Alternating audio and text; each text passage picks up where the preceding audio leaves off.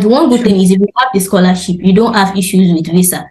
So I see. Yeah, that's true. That's true. So my dear, you have to write this thing. You have to pass it because this morning I'm at Dani. So you know that kind of thing. Hi guys, and welcome back to my YouTube channel. My name remains Comfort Oladayo Adekbinu, and today we'll be talking about application for study in Italy and especially a scholarship for the University of Padova. And there's a fully funded scholarship that we'll be discussing today, which is the Padova Excellence Scholarship. And currently, Arike, who is on board with me today, is a recipient of that scholarship. So she'll be sharing details on, how to apply and how you can actually win this Padova Excellence Scholarship to study for free at the University of Padua. So if you think you're quite interested, then do stay tuned.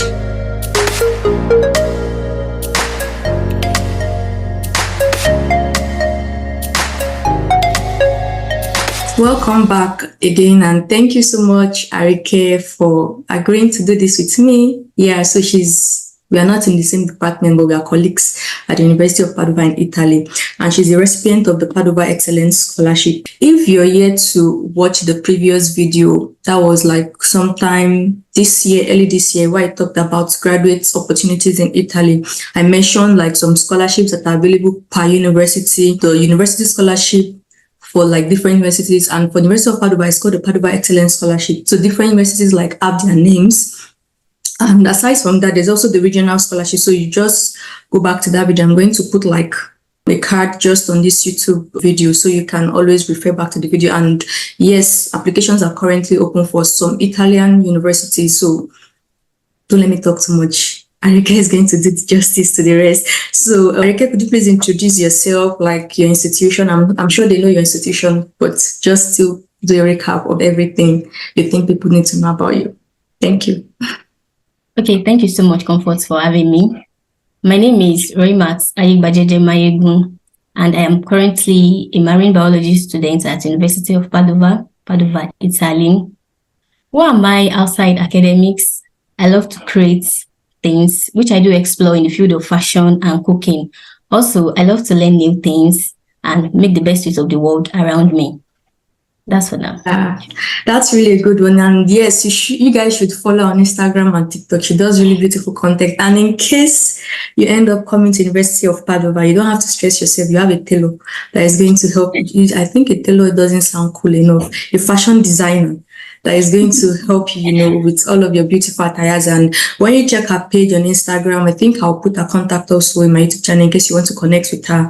When you check her page on Instagram and TikTok, you see lots of our content and all of those things. You can also follow on LinkedIn, so in case you need to have like more questions and just to receive value that she's also sharing. So thank you so much, and without wasting time, we'll be going to what we have specifically for today's talk. The scholarship we're talking about is the Padova Excellence Scholarship. So could you give us a brief overview of the scholarship, like who is sponsoring the scholarship? What does it cover? Does it cover stipends, accommodation, and all of those things that you think people need to know about the scholarship? Yeah, thank you once again. Padova International Excellence Scholarship is sponsored by Excellence Scholarship. Yeah, it is sponsored by University of Padova, and the scholarship is awarded to 53 highly talented prospective students that are willing to actually pursue maybe a bachelor's degree or a master's degree in the university. It actually covers a tuition waiver plus 8,000 euros as stipends per academic year. So you're rich, madam. Okay. Per academic year. So the stipend is actually paid based on 2 installments. Your first and second semester, like gross amount of 4,000 euro per semester. So the only amount to be paid by the students is the administrative fee in form of like an acceptance fee. An acceptance fee, which is 192 euros. Okay. Aside that, you don't have to pay any other thing again. But the scholarship doesn't cover maybe reimbursement of travel, flights, visa, accommodation, or bringing in of dependents to Italy. Does it cover the cost of living per month? Yeah, it does. Because averagely, I think cost of living in Padova is around 450 to 500 euros. It actually depends, but I don't think it You mean should like the rent, or maybe rent plus feeding, all of feeding, those? transportation to Okay. it shouldn't exceed 450 to 500 euros. True. Even if your campus is in Padova, I don't think the transportation is that much, you guys. But for us that actually commute outside Padova, max it shouldn't exceed 450 to 500 euros per month, and that is around maybe 6,000 euros in a year. So you still have some little change to take care of yourself. You want to change your wardrobe. So that is just basically like the general overview of the scholarship. So I don't know if this is the right time to ask. Okay, you already said that they won't provide stipend for your dependents, but do you think you can bring your dependents over as a master's student, or maybe someone who has that scholarship? No, because generally for a master student in Italy, you cannot bring dependents. You can only bring for PhD. It's only PhD that is allowed to bring. And the scholarship is not even available for PhD students. I know. It's just basically bachelor's and master's degree. Okay, perfect. So who are those who are considered eligible for this particular scholarship? Okay. One good thing about the scholarship is that there is no separate applications or documents that is required to apply for the scholarship. You will be automatically considered based on your application package or profile. But for you to be considered for application, there are some criteria that you need to actually meet, which are one, you do not possess an Italian citizenship. Or except for a dual citizenship, you can have a dual citizenship, but basically you are an Italian citizenship. No, you are not eligible. Another thing is you have to hold a non-Italian foreign secondary school degree for bachelor. If you are applying for bachelor's, So, but for master's degree, you have to hold a non-Italian foreign bachelor's degree. But for masters, but for bachelor's, a non-Italian secondary school diploma. Okay. Another thing is you do not reside in Italy. At the point of application. At the time of application, yeah. Then you are applying to maybe 1 or 3 courses that are taught in English, completely taught in English. So I think those are the general terms for rules. So it's open to like all international students. Yeah. As long as you're not applying for courses taught in English. Because you can be an international student and you're applying for some courses that are taught in Italian, you are not eligible. One thing people don't actually pay attention to is that I've seen a whole lot of people messaging me that they don't get the scholarship. At times, why some of I didn't get it. You're a scholar now.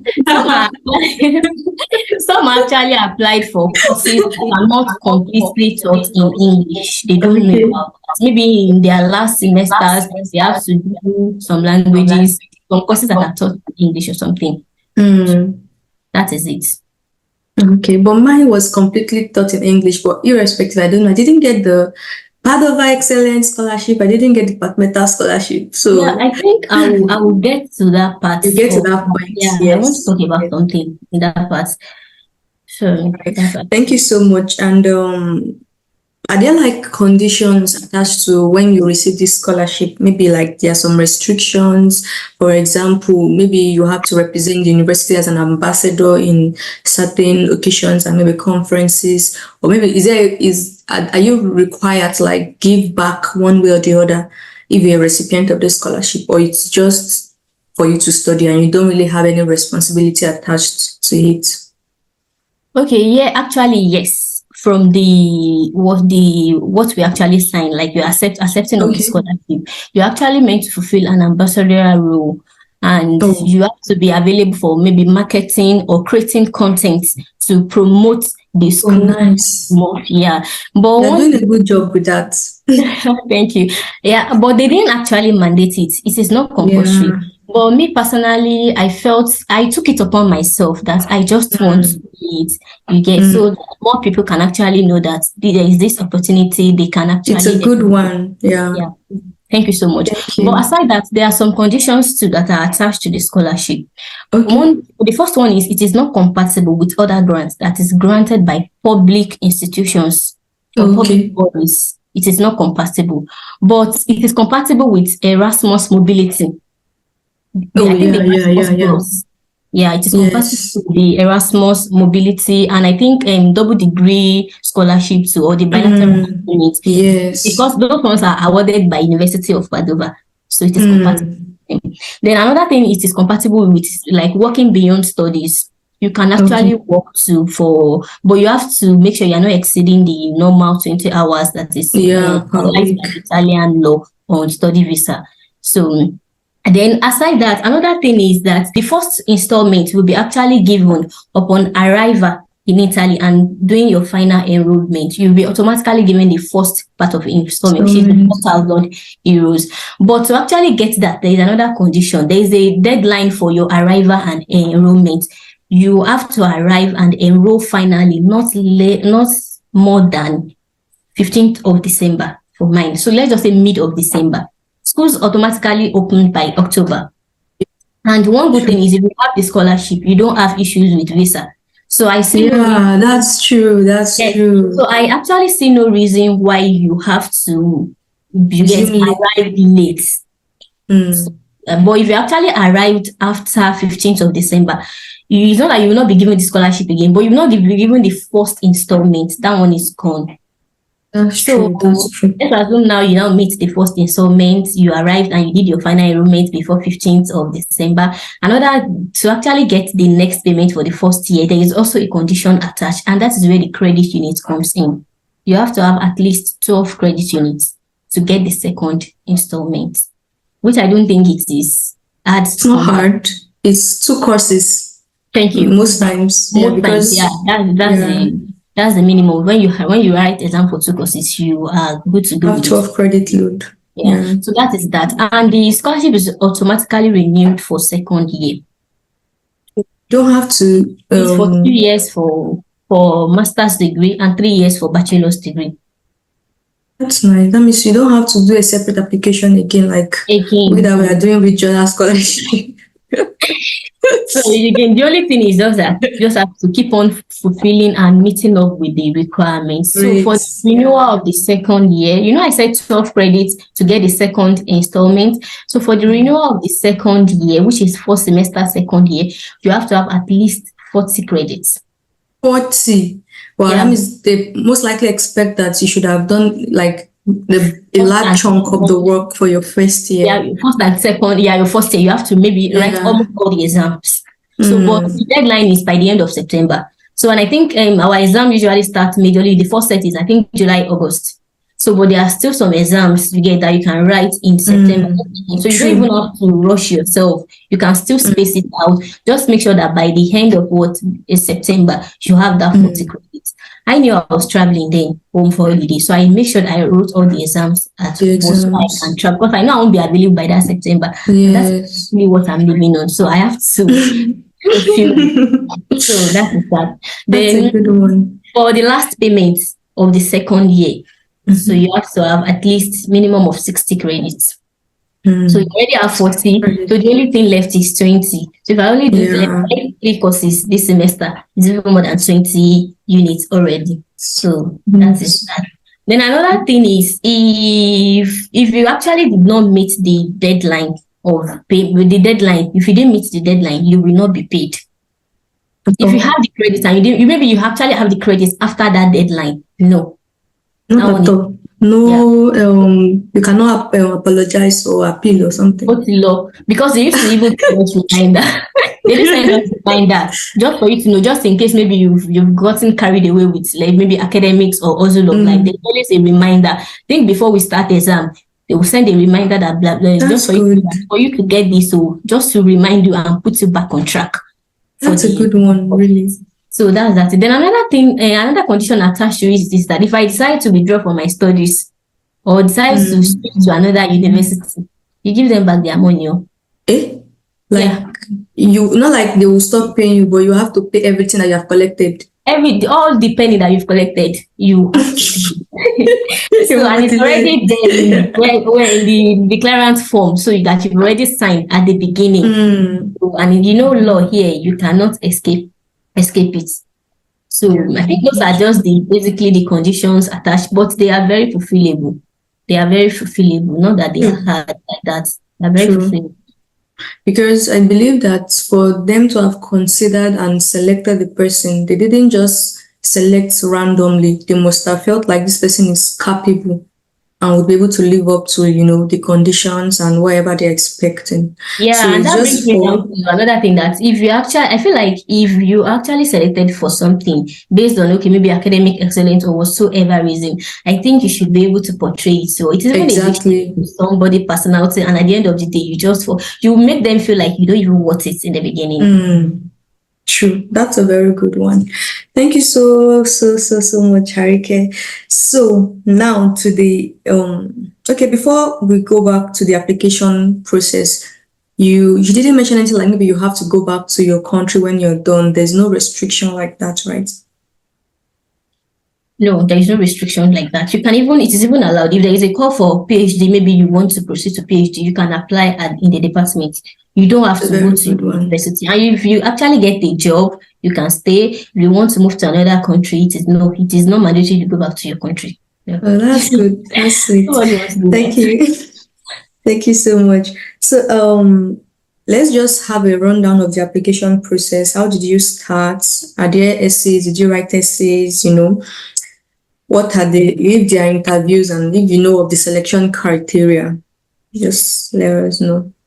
Okay, yeah, it is just basically like the every other application process where you actually know the requirements for the application. And one good thing is how I actually started was nobody actually mentioned the University of Padua to me. Yes, I'm the kind of person that naturally, when I tell people this at times, people used to see maybe like you are doing too much. Google is my friend.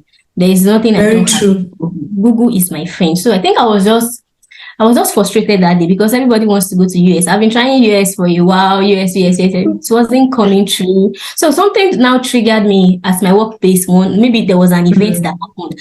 I was just like, no, I don't belong here. That thing. Because I was already giving up on traveling abroad since US is not possible. So I just searched I took my phone and searched that. Okay, let me even see schools that I can actually offer my course in Italy. I did the searching and it brought University of Padua. That was the very first time in my life I would ever heard of the university. I don't know anything about them. So I went to their profile, try and look a whole lot about it. I was like, oh, this school is great. Looking at their curriculum and everything. Yeah. So I was like, this school is great. So that was how I got to know about the scholarship and everything.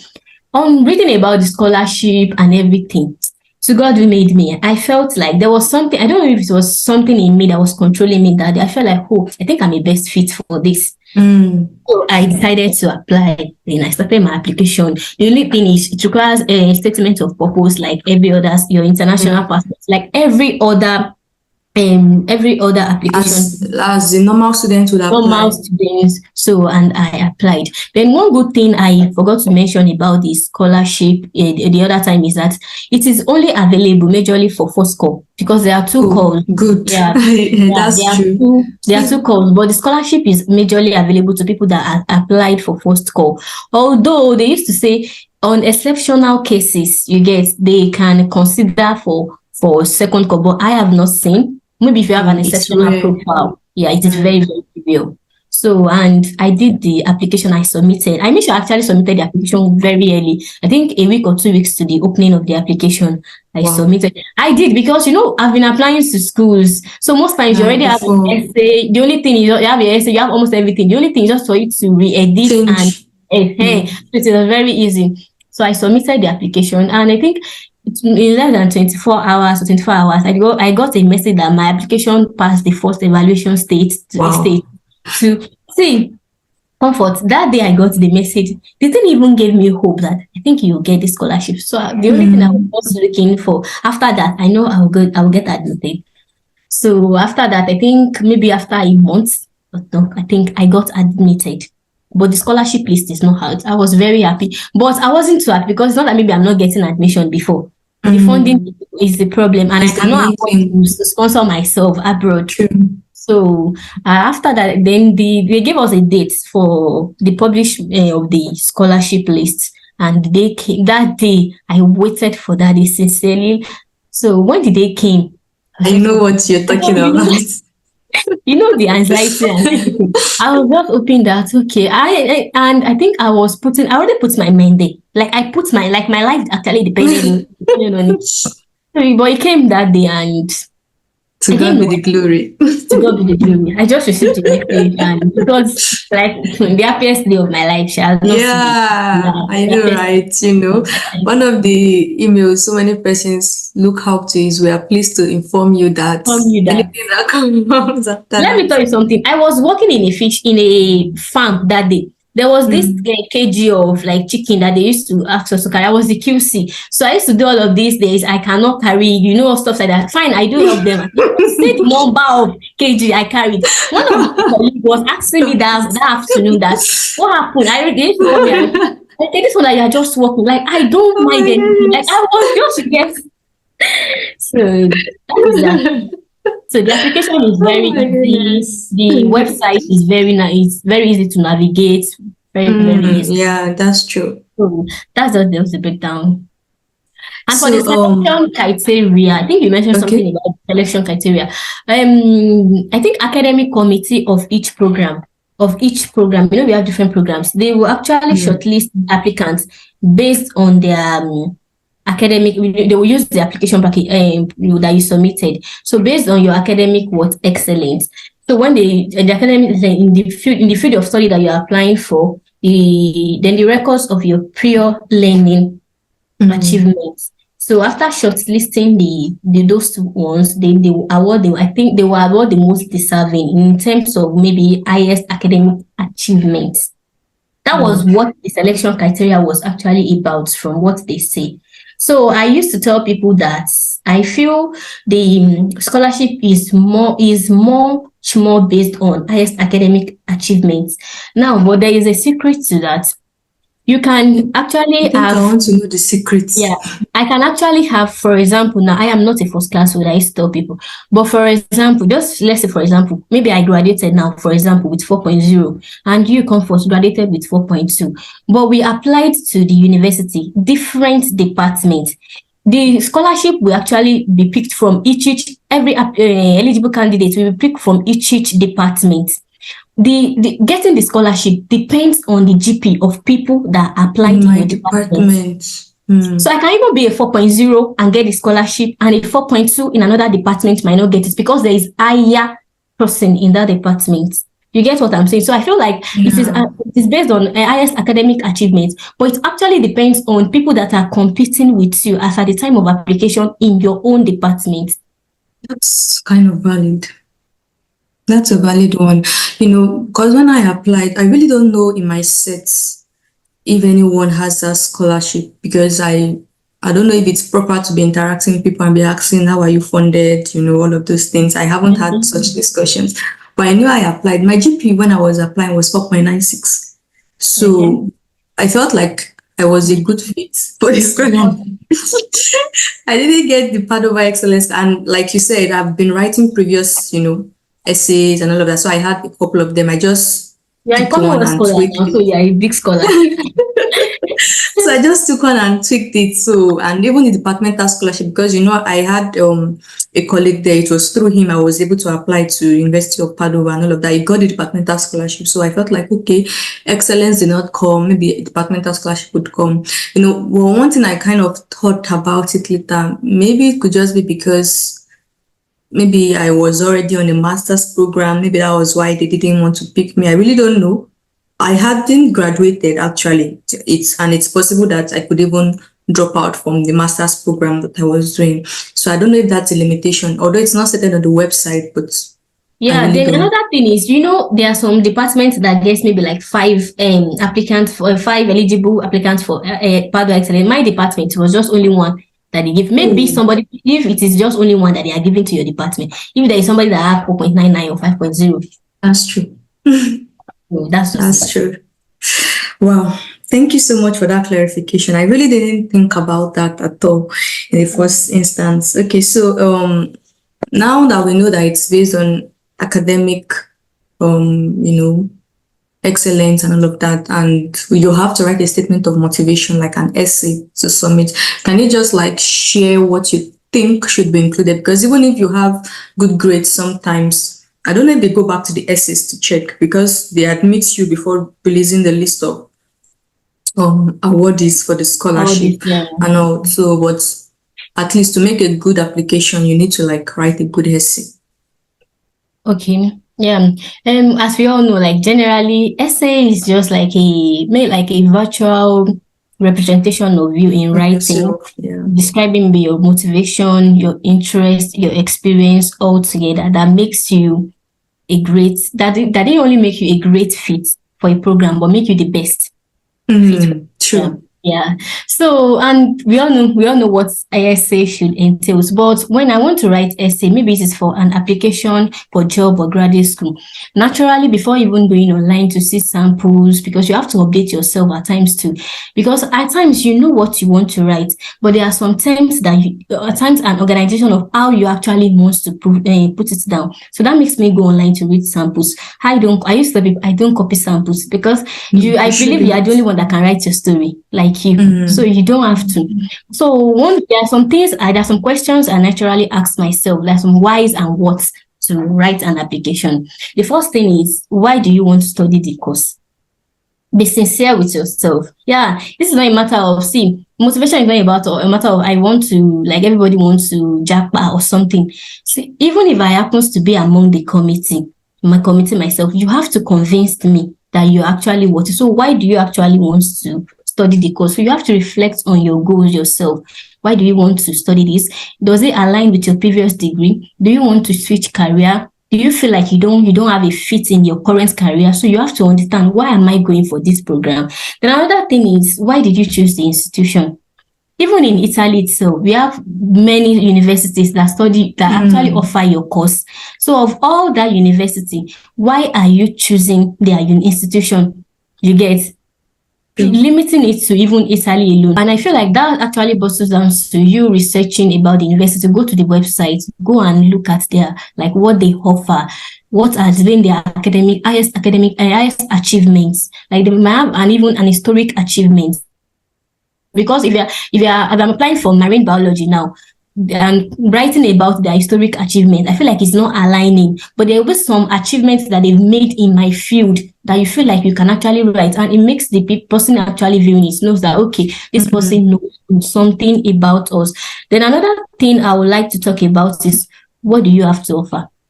Even if you're applying for a bachelor's degree, like I feel like we should have something in you that they will know that, okay, this person actually, what is maybe like your previous experience. It might be work related, it might be research experience, it might be certifications too, are very, very important.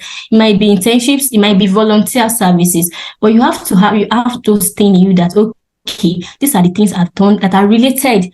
Everything I used to tell people, they have to be related, because everybody has different experience in life. You cannot be applying for marine biology now and come and be telling me you work as a customer service, blah, blah, blah. It is not aligning. So you don't have to. So it is not all your experience that you have to put in a motivation statement.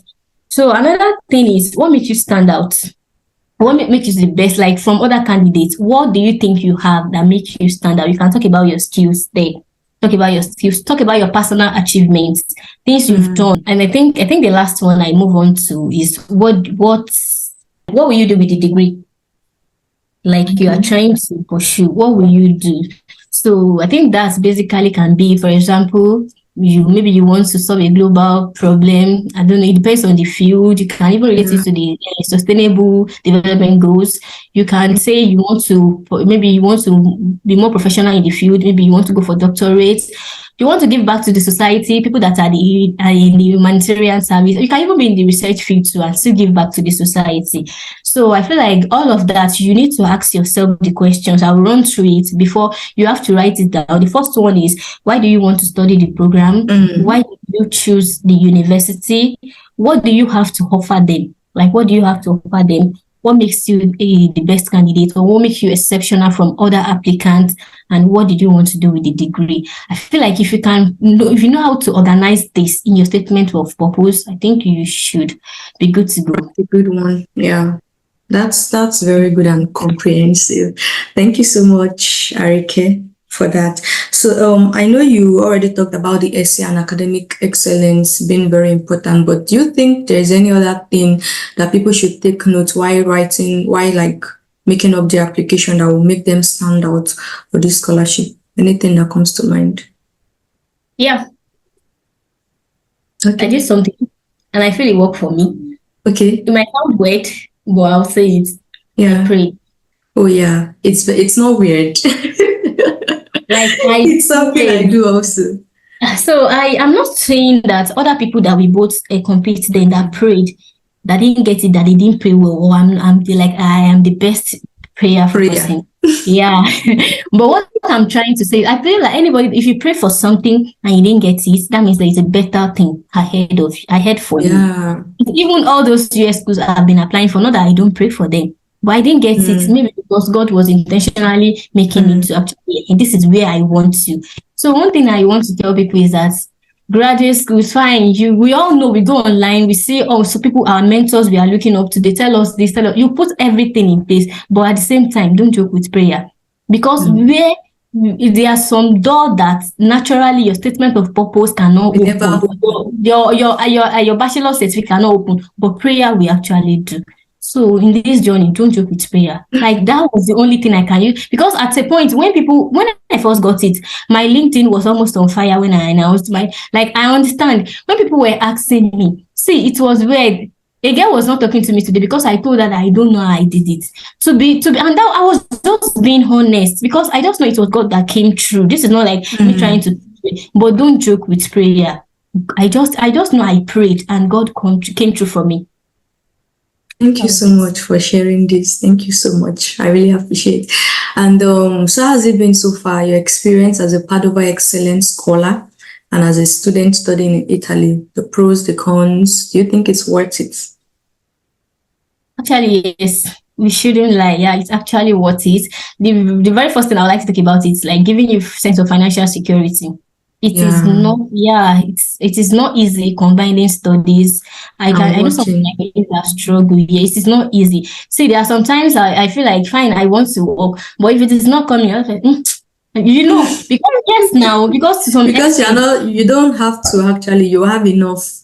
I just feel like, okay, I'm just the one at times. I just feel like, okay, everybody, let's also, we are abroad, we need to make money. But it actually gives me a sense of financial security that it makes me to actually concentrate on my studies, read, attend classes. You don't have to even worry too much. You know that, okay, I have something to fall back to, even if other things I want to do is not coming. So it's actually what it gives me a sense of financial security, and I think that's alone is even everything. And another thing I will just say, it's not, I didn't say anything bad about it, but the only thing I will say is that meeting up with deadlines. When others, in Italy now, you can decide when to write the exam and know when to not write. I don't have that grace. Yeah, being a Padua Excellence Scholar, because I have to get this money. You're a scholar now. It's not even about the exam. It is about, maybe you are just tired, you don't want to write the exam now. No, I don't. You know that kind of thing. I just have to make sure that, because I know that my life depends on it too. I just have to write the exam and pass. So that is the only thing I might say might be. So when others are relaxing, I feel like, I'll write my exam in second semester. I don't have that grace. My dear, you have to write this thing. You have to pass it, because this morning I'm at Danny. So, that kind of thing. So that's the only thing. I won't say it's a bad thing, because the moment you even write the exam, that one, you passed it once, so that one is gone. That's it. Honestly, that's it. And I'm sure they don't really have like a particular grade. Maybe you have to get A or B. Definitely, you would want to work hard and get good grades. But I think for Italy, minimum of 18, you pass the course. Exactly. If it is okay for your own personality, for that person's personality, 18 is okay to you, that's fine. But it's a good one. I think it's not really hard, honestly, to be frank, because for you, it's all about 30. For you to get A, you need to have minimum of 27. We are having people that even get 30L. That's the cum laude. So I have them too, the 18 scholars. so 18 is actually very cheap. 18 is as good as you didn't study, but you attended class, then you should be able to write something. And even from that 18, it's good that it could be like it could be inclusive of your assignments, maybe some reports during the semester that will have like maybe 2 or 3 marks presentation. That means you just have to write the exam and give me like 15 or so. So it's actually not hard to get 18, but I believe that as a scholar, you should aim even beyond 18. Higher, or if that's what the person wants, so that's good. As long I used to tell people that what I used to tell people about something. What took you to where you are might not take you to the next place. So don't get too comfortable. You don't get too comfortable. Fine. You have to put in more effort. You have more effort. Yeah, that's just it. Thank you so much. And what about your experience as a student in Italy? Has Italy been good to you? I would say yes. Every place has their ups and downs. I have sweet side of Italy, and I have some days I feel like, oh my God, what did I come and do here? Stuff like that. And I think that actually boils down to the language barrier. Realistically, yeah, the courses are taught in English, but the truth of the matter is, for you to be able to communicate very well in the community, you actually need the language. Jokes apart, you need the language. And there are some doors the language will open for you. That people that are there, they don't even do up to you. You get, because they can actually speak. They're not even as learned as we are, right? But thank you. They know how to speak the language because they've been there for a while. They get good jobs, unlike people that don't even that you have so many degrees and certificates. So that's just the main challenge I think I have. But aside that, I enjoyed Italy. Their pasta. I like food a lot. Like their pasta is God. Fantastic. I love their pasta so much. I love pasta so much. As long as it does not have cheese. But I enjoy when I go to Mensa. That's like the canteen. Yeah, we get to as a regional scholar. But I think for you guys, you don't have access to that. We don't have that. But do you have a Mensa in your in your school? Campus? Yeah, no, we don't have. We don't even have. Well, that's fine. Like she said, the language barrier could be very frustrating when I first got there. But I thank God I used to tell people I had like Nigerians around that helped me, especially Emmanuel. Yeah, it was the one that really helped me then. So it wasn't hard. But at some point, you have to be on your own. Going to the hospital, having to use Google Translate could be annoying. But with time, you get to feel comfortable, and now I think I'm a bit better. And I was using Duolingo then too, and I also attended maybe 1 or 2 Italian classes that kind of helped too. So as long as you come and you're able to access a Nigerian community, it will ease you a bit. Yeah, it will ease you a bit. So what is my last question? I think I had no. So what is your final words to those planning to come, applying to Italy and specifically University of Padova? And what should they look out for after receiving the scholarship to maximize their time in Italy? Well, I would just say to everybody, I would just say define your goals. Define your goals, be clear about what you want and stick by it. See, I understand that money must be made, and the majority would say only few are actually coming for this study. I understand. I'm not going to talk about that, but it is very, very. If you don't have a clear goals, it's very easy to you just be moving with multitude. It's very easy to get distracted, and before you know it, everything will just maybe shattered in front of you. So be clear about your goals and know what you actually want. Another thing I love to say to people is that prioritize your study.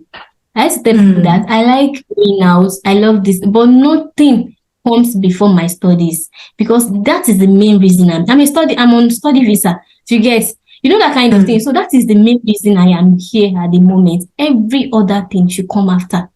You want to party, you want to have fun. Yeah, I'm not saying you want to even making money. Should come after. It shouldn't come before the main reason you are here. Because one thing you don't know, see, all those professors and everybody, they see you. They might not have to assume maybe, okay, if you don't come to class, it's your issue, if you don't come. But see, when there are some opportunities that will open that you will not be recommended. Very true. Because there are some people that they come to class every day, they participate, so they are there. You get, so they know your grades too. Yeah. Of course. Right, they might not act like that to you or show it to you. So, but there are some opportunities that will come that you will not even know. The moment to come, they will contact those people. So that's why I used to say, like, just know what you want to do in life. And if they are the kind of person that just come ahead and work, no need to just know that they're ready to face the challenges that comes with it. So I heard that people that are coming to it, this is a very good place. I would say it is actually very good, and I don't think people actually talk about it as much as we should. Fine, they have so many plus on internet about it. Me, I used to tell people I am not shy of that I'm in Italy.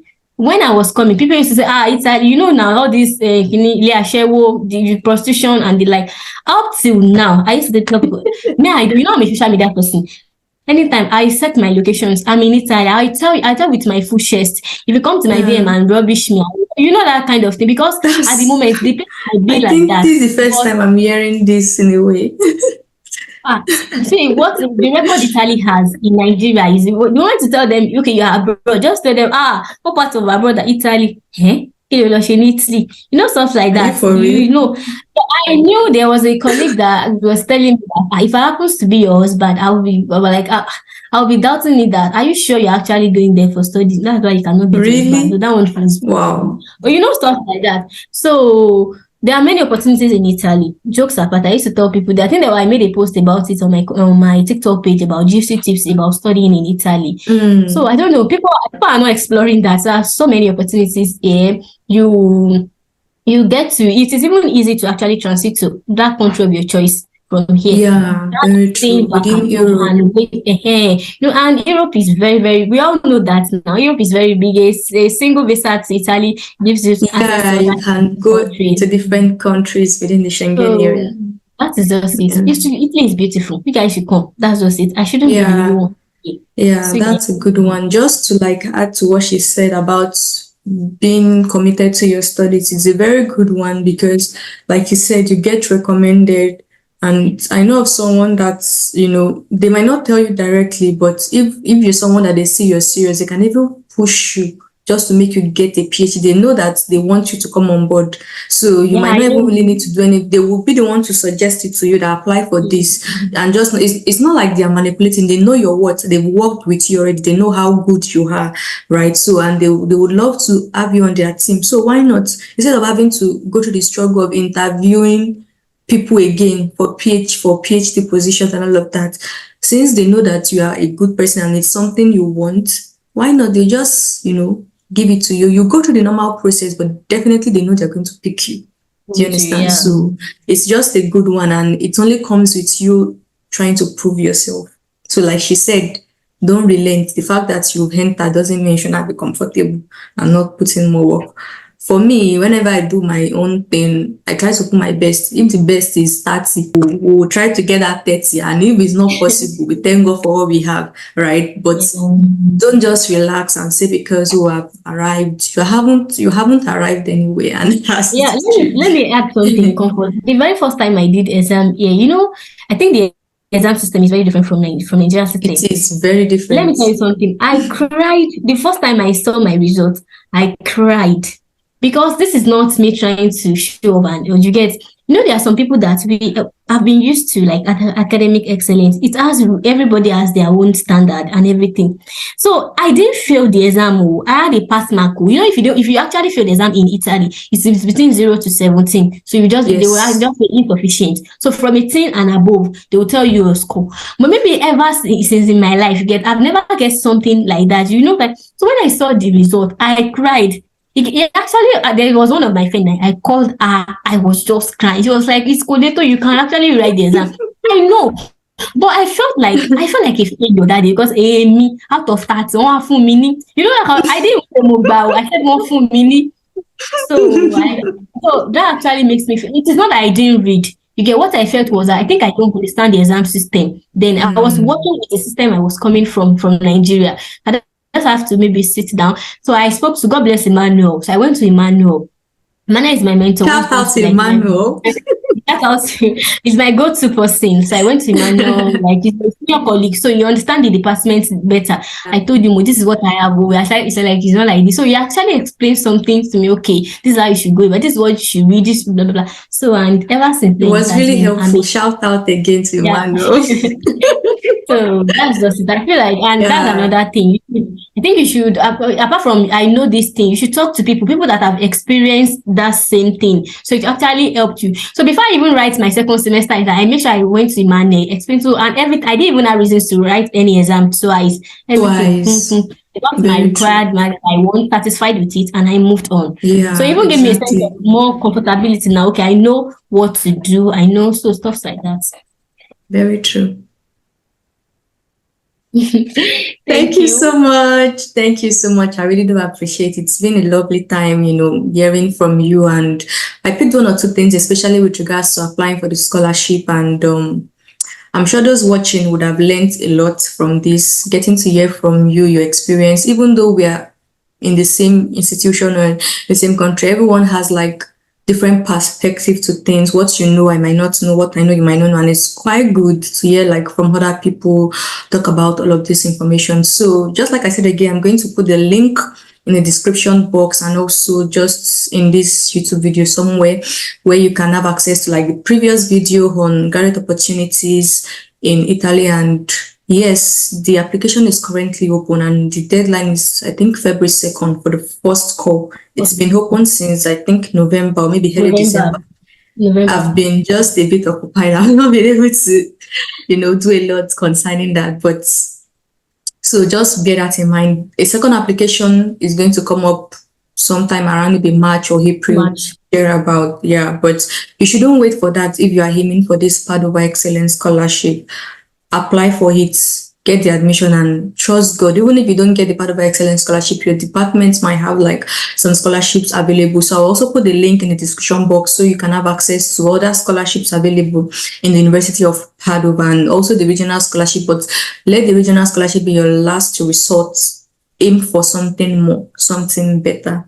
And I believe that God is going to answer everyone's prayer in the name of Jesus. Amen. Thank you so much once again, Arike. And so we all meet again. Just stay comforted. Ciao. Arrivederci. Ciao.